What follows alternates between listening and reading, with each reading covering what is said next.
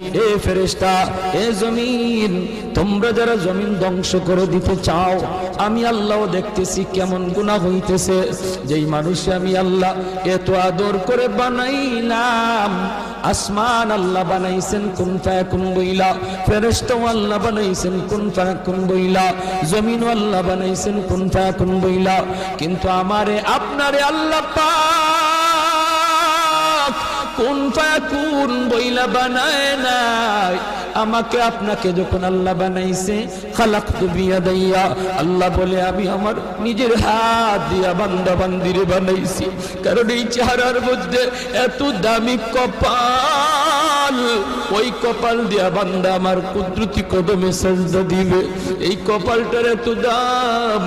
এই কপাল কুন ফায়াকুন বললে হয় না, এই কপাল ফেরেশতাদের হাতে বানাইলেও হয় না, আমি আল্লাহ নিজের হাতে বানাইছি।